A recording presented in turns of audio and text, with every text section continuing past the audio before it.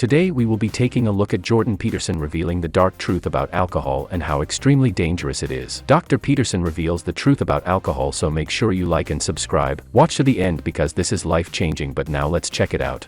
Alcohol is a very bad drug for violence. 50% of people who are murdered are drunk, and 50% of the people who murder them are drunk. And that's true for almost every violent crime. In fact, if you eliminated alcohol, you'd eliminate most interpersonal violence. Look, I find that this is kind of an interesting topic because I think it's interesting that alcohol is legal.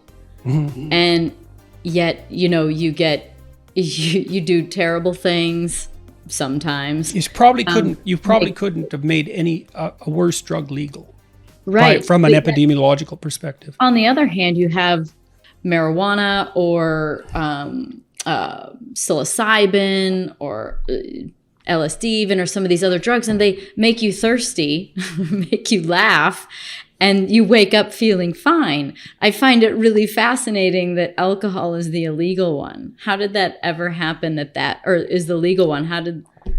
Why does our system I think work? it probably happened because it was so easy to make and it was just everywhere.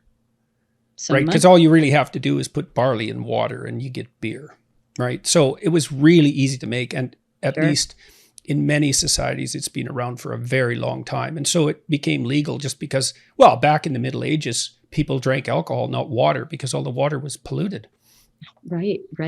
So that's the reason, but it certainly wasn't a consequence of evaluating the drugs by their comparative risk and rank ordering them and making, the least harmful legal. It wasn't that at all, because alcohol is unbelievably dangerous. I mean, about 10% of people become addicted to it in one way or another. Really? And far more people than that abuse it. Yes, at least once in their life, yes. Yeah. It's really bad. I studied alcohol for years. It was my subject of my PhD. Oh my goodness. We were interested in what factors made alcoholism hereditary, because it does seem to have a strong hereditary component. And what we basically concluded after doing a tremendous amount of research was that people who are prone to alcoholism, at least one type of person who's prone to one type of alcoholism, got a very, very powerful stimulant effect from the alcohol during the time that their blood alcohol level was ascending in the 10 or 15 minutes after they took a drink, especially if they took a large drink fast or multiple large drinks fast. You can probably tell, by the way, if you're one of these people, if you want to go do this in the bar the next time you go on an empty stomach, take your pulse, write it down, drink 3 or 4 shots fast, wait 10 minutes, take your pulse again. If it's gone up 10 or 15 beats a minute, look out, because that means alcohol is working as a psychomotor stimulant for you. And we found that for many of these people, that was an opiate effect. What seemed to happen was that when they drank alcohol fast, they produced probably beta endorphin, although we were never sure. It can be blocked with naltrexone, which is an opiate antagonist. Anyways, the other characteristic of that pattern of alcohol consumption is that the real kick only occurs when you're on the ascending limb of the blood alcohol curve. So, first of all, your blood alcohol goes up, and then it goes down. And generally, when it goes down, it's not pleasant. That's when you start to feel hungover. And a hangover is actually alcohol withdrawal, by the way.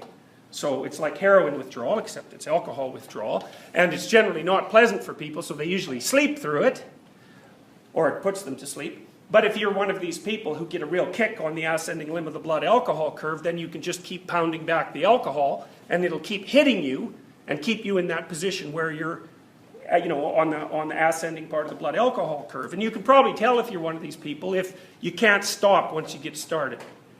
So if it's like you have 4 drinks quick and it's like, man, you're gone until the alcohol runs out, or till it's 4 in the morning, or till you've spent all your money, or you've been at the last bar in town, or that you're sitting on your friend's bed after everybody's gone home from the party and you're still drinking, you might suspect that you're one of those people. And if you are one of those people, well then you should watch the hell out, because alcohol is a vicious drug, and it gets people in its grasp hard, and it's hard for them to escape once they do. People also drink to quell anxiety. So now the problem, because we were looking at the genetics of alcoholism, it wasn't easy to study offspring of alcoholic mothers. And the reason for that is they might have consumed alcohol during pregnancy. In which case, and that's a bad idea, especially there's certain key times in pregnancy where even a few drinks are not good. And that turns out, if I remember correctly, that turns out to be the times when the fetus is producing the bulk of its hippocampal tissue. And so, anyway, so if it turned out that daughters or sons of female alcoholics were markedly different from the general population in some manner, we wouldn't be able to tell if that was a consequence of alcohol consumption during pregnancy or if it was a genetic reflection. So what we wanted to do was study sons of male alcoholics, and so their mothers actually couldn't be alcoholic. And we wanted their fathers, the best subjects had an alcoholic father and an alcoholic grandfather, and at least one or more alcoholic first or second degree male relatives. And they couldn't be alcoholic, and they had to be young. So because obviously if they were 40 and they still weren't alcoholic, then they probably weren't going to be alcoholic. So we wanted to catch them, you know, between, say, well, it had to be 18, which was in Quebec. That was even a little late, probably, but that, you know, that's the best we could do from an ethical perspective. So we used to bring these guys into the lab and get them quite drunk.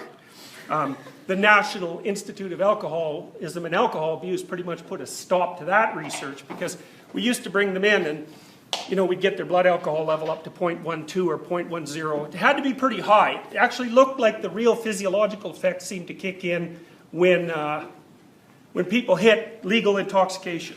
So you don't really get the opiate effect till you pop yourself up about 0.08, which was the legal limit for driving at that point. So we used to get, some of these guys were pretty big. They'd come in, they were maybe 230-pound guys, and to get them up to, you know, 0.1 or 0.2, you had, or 0.12, you had to give them quite a whack of alcohol. And then what we usually do is we let them sober up till 0.06, about that, and then we'd send them home in a cab. Well, when the NIAAA got all ethical on the whole situation, they wouldn't let us send them home until they hit 0.02. It was like, well, if you're 240 pounds and we've just nailed you with enough alcohol so that your blood alcohol level hit 0.12, you're going to be sitting in our bloody lab bored to death, feeling horrible for like 6 hours or 7 hours.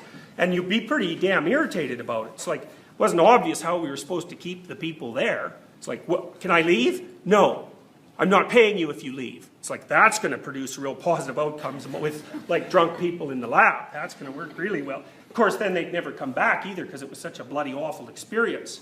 So I stopped doing that research partly because it became impossible.